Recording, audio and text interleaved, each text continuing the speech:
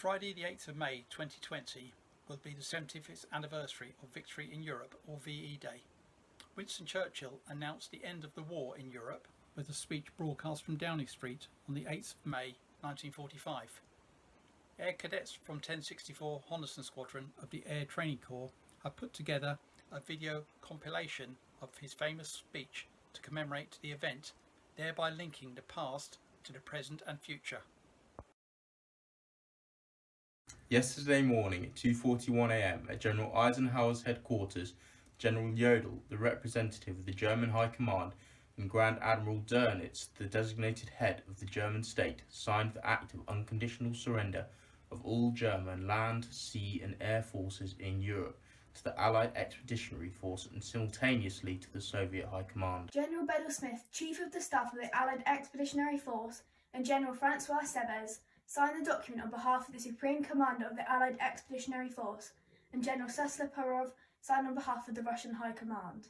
Today, this agreement will be ratified and confirmed at Berlin, where Air Chief Marshal Teller, Deputy Supreme Commander of the Allied Expeditionary Force, and General de Lattre Tassigny will sign on behalf of General Eisenhower. Marshal Zhukov will sign on behalf of the Soviet High Command. The German representatives will be Field Marshal Keitel, the Chief of the High Command, and the Commanders-in-Chief of the German Army, Navy and Air Forces. Hostilities will end officially at 1 minute after midnight tonight, Tuesday, May the 8th.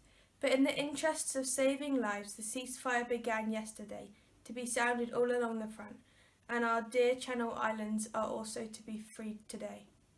The Germans are still in places resisting the Russian troops, but should they continue to do so after midnight, they will, of course, deprive themselves of the protection of the laws of war, and will be attacked from all quarters by the Allied troops. It is not surprising that on such long fronts, and in the existing disorder of the enemy, the orders of the German High Command should not, in every case, be obeyed immediately. This does not, in our opinion, with the best military advice at our disposal, constitute any reason for withholding from the nation the facts communicated to us by General Eisenhower of the unconditional surrender already signed at Reims, nor should it prevent us from celebrating today and tomorrow as Victory in Europe Day. Today, perhaps we shall think mostly of ourselves.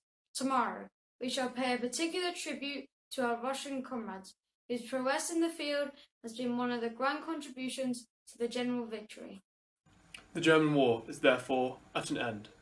After years of intense preparation, Germany hurled herself on Poland at the beginning of September 1939, and in pursuance of our guarantee to Poland, and in agreement with the French Republic, Great Britain, the British Empire and Commonwealth of Nations declared war upon this foul aggression. After gallant France had been struck down, we, from this island and from our united empire, maintained the struggle single-handedly for a whole year until we were joined by the military might of the Soviet Russia, and later by the overwhelming power and resources of the United States of America. Finally, almost the whole world was combined against the evildoers, who are now prostrate before us.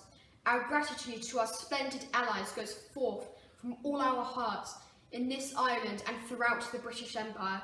We may allow ourselves a brief period of rejoicing, but let us not forget for a moment the toil and efforts that lie ahead. Japan, with all her treachery and greed, remains unsubdued. The injury she has inflicted on Great Britain, the United States and other countries, and her detestable cruelties call for justice and retribution. We must now devote all of our strength and resources to the completion of our task, both at home and abroad. Advance Britannia, long live the cause of freedom, God save the King.